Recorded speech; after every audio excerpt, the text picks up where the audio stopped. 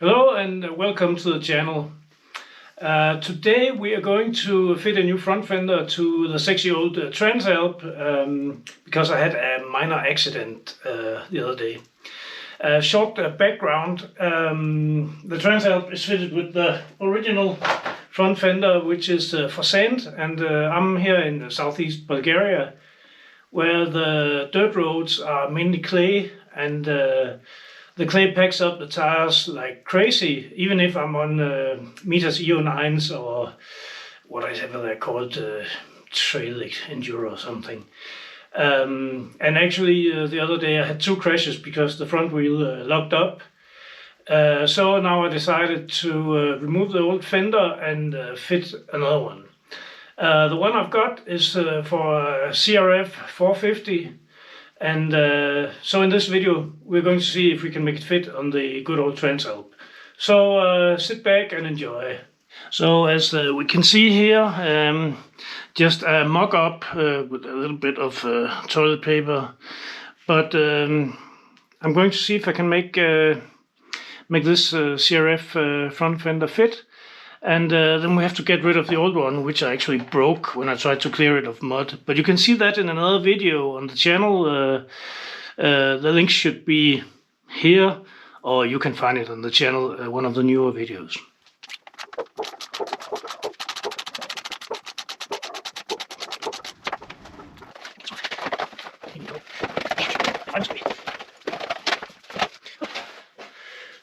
See actually some old clay stock from the crash.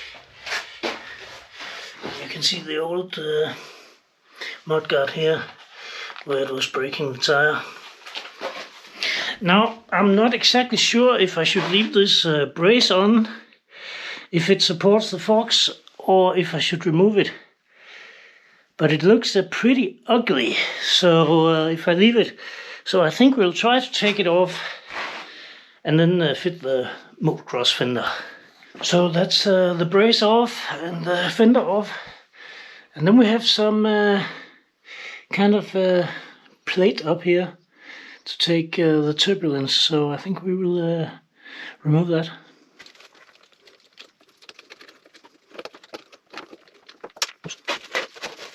So this is of course not a plug and play solution.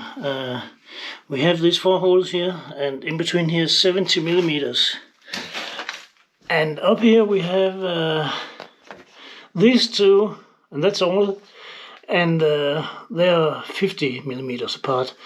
So for mock-up solution, we'll try to put in a spacer between here and then see if we can fit the back ones also. So the workshop setup here is very rudimentary. I've just moved into this house, and everything's a bit basic, but let's just see what we can do here. Whoop. And this vise is also very basic. So that's spacer number 1, first test, 25 millimeters. So we marked up the first holes, and instead of drilling or stuff, we'll just try to melt the holes a bit bigger.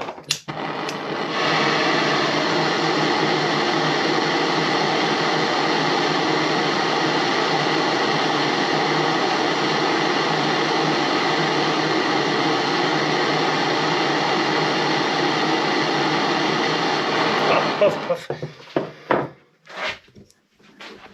And that's the holes expanded a bit, so just trim off the excess stuff here, like that. Test mounting the spacers. You little bugger.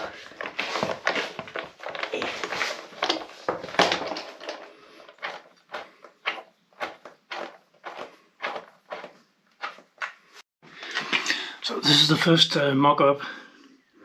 I'm not sure if the front end of the fender is a bit close to the tire, but I've put in a styrofoam spacer at the back, but I'm trying to make something a bit more permanent.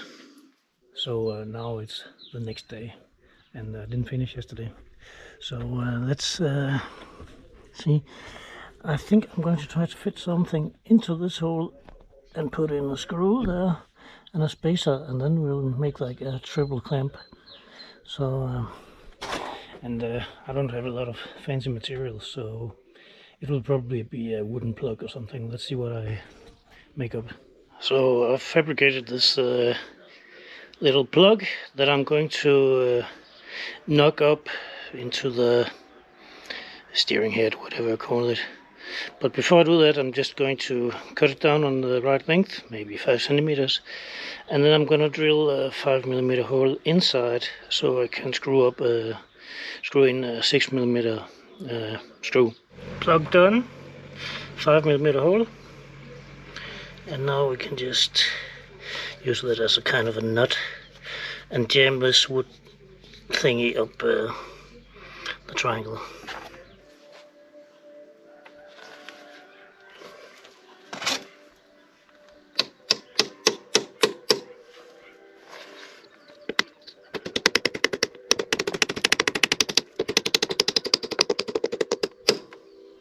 Voila.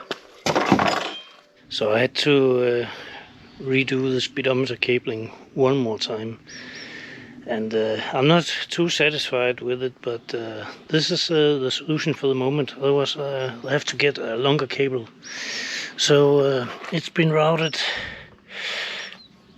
the front here, and this thingy has been moved to the front, and the Speedo drive has been turned, which I'm not sure is good, but it seems to stay in place.